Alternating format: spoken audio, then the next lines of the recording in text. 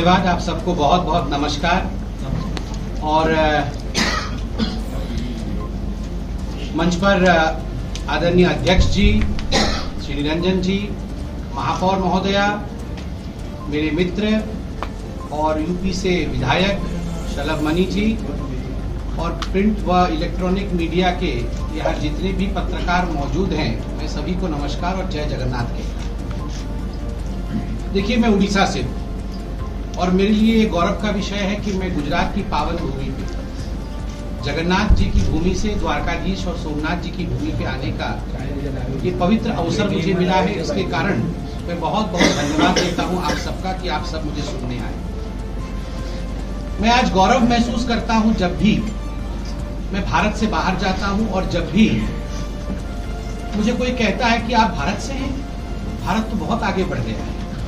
जब से नरेंद्र मोदी देश के प्रधानमंत्री बने हैं, भारत का गौरव जिस प्रकार से पूरे विश्व में बढ़ा है, एक उड़िया निवासी के रूप में, एक उत्कल निवासी के रूप में मुझे बहुत ही गौरव की अनुभूति होती है।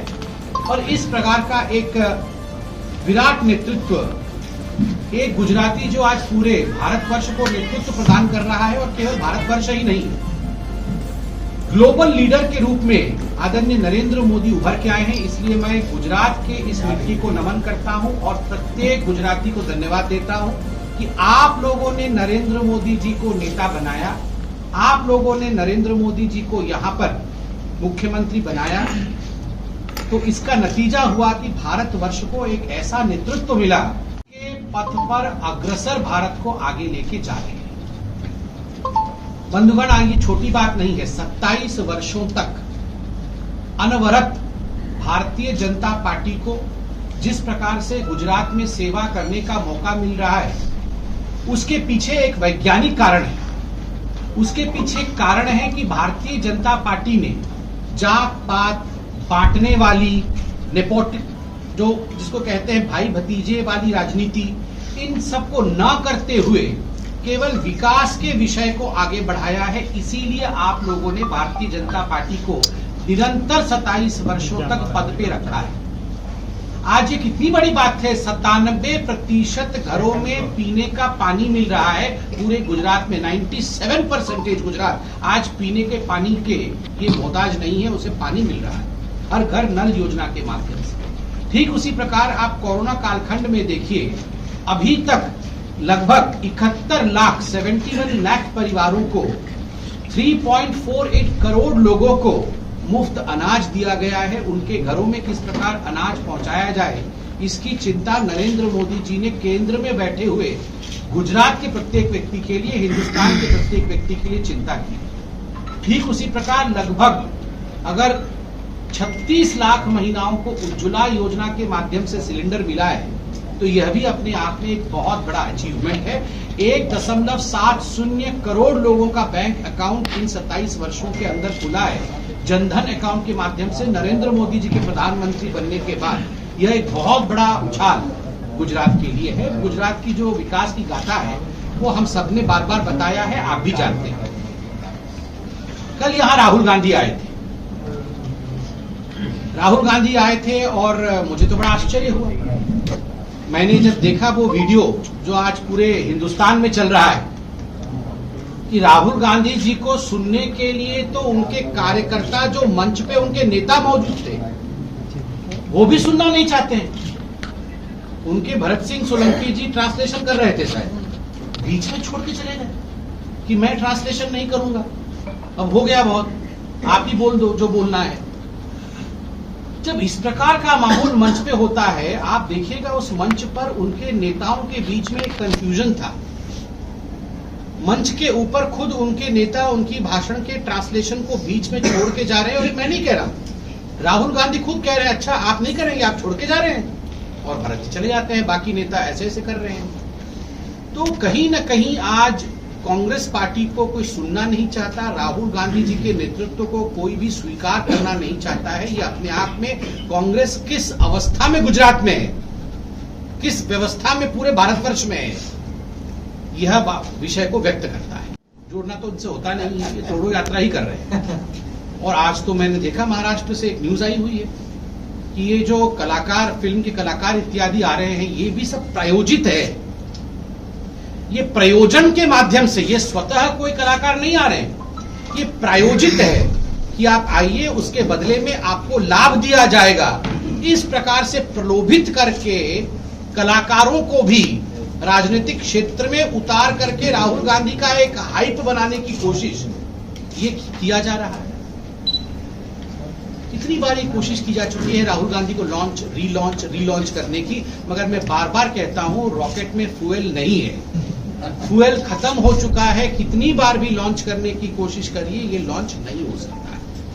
बंधुगण, मुझे तो आश्चर्य हुआ कल राहुल गांधी, जिस समय ये ट्रांसलेशन बंद हुआ, उस समय वो आदिवासियों के विषय में भ्रम फैलाने की कोशिश कर रहे थे। और राहुल गांधी कह रहे थे कि जब मैं छोटा था, बड़े कब हुए पता नहीं, वैसे जब मैं छोटा था, 6 साल का था, तब दादी जी ने उनको किताब दी, फोटो वाली किताब थी, जिसमें आदिवासियों की फोटो थी, और फोटो देख करके उन्होंने आदिवासियों के विषय में समझा।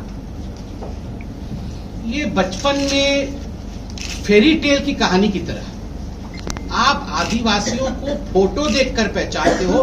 राहुल जी, जब आप छोटे थे, 6 साल के थे, और फोटो देखकर आदिवासी क्या होता है ये पहचान रहे थे, उस समय गुजरात के इस पवित्र मिट्टी में नरेंद्र नामक का एक छोटा सा बालक, उसको फोटो देखकर गरीबी क्या होती है, फोटो देखकर आदिवासी क्या होता है, फोटो देखकर भारतीयों के मूलभूत आवश्यकताएं क्या होती है, ये समझने की आवश्यकता नहीं थी। क्योंकि नरेंद्र खुद चाय बेच करके, खुद गरीबी देख करके, गरीबी झेल करके उसने प्रतिज्ञा लिया था बचपन में कि जब मैं बड़ा होऊंगा, मेरी मां जो आज 200 सिगरेट के बराबर की धुएं को सांस से अंदर ले रही है, चूल्हे पर खाना बनाते हुए, कोई भी मां गुजरात में इस प्रकार से तड़पेगी नहीं।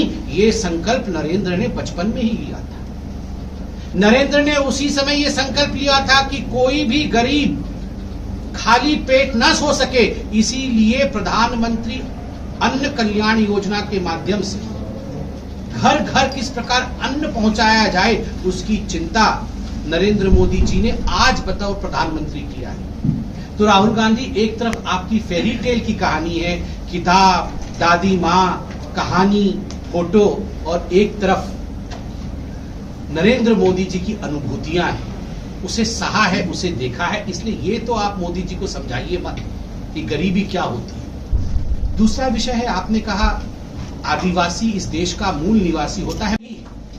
आदिवासी ही इस देश का मालिक होता है। सोनिया गांधी जी इस देश की मालिक नहीं है, आदिवासी ही है, हिंदुस्तानी ही इस देश का मालिक है। और इसीलिए तो आज गर्व के साथ हम सब कह सकते हैं, इस देश की प्रथम नागरिक कौन है?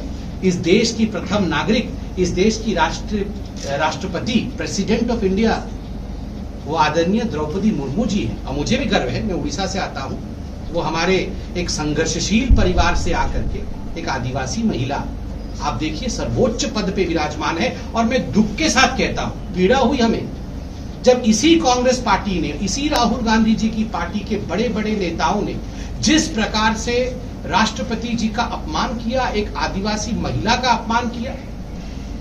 आप कल भाषण में राहुल गांधी जी कह रहे थे कि आदिवासियों के बच्चों को डॉक्टर बनना चाहिए, उनके बच्चों को इंजीनियर बनना चाहिए, और मोदी जी नहीं बना रहे हैं। राष्ट्रपति बनी है द्रौपदी जी, और उसके लिए, उनके पद के लिए जिस प्रकार के अशोभनीय भाषा का प्रयोग आपके LOP, leader of opposition, Adhir Ranjan Chaudhary जी ने किया था, वो शब्द मैं बोल भी नहीं पा रहा हूं। जिस प्रकार के शब्दों का प्रयोग उदित राज जी ने, जिनका आप एडवाइस लेते हैं, आपका आशीर्वाद उदित राज जी के ऊपर है। उदित राज जी ने कहा था कि ये तो भारत का दुर्भाग्य है कि एक आदिवासी और द्रौपदी मुर्मू हिंदुस्तान की प्रथम नागरिक बनी है और राष्ट्रपति बनी, ये तो दुर्भाग्य है। ये आपके नेता ने कहा था, और आप यहां पर आके भ्रम फैलाने की कोशिश कर रहे हैं।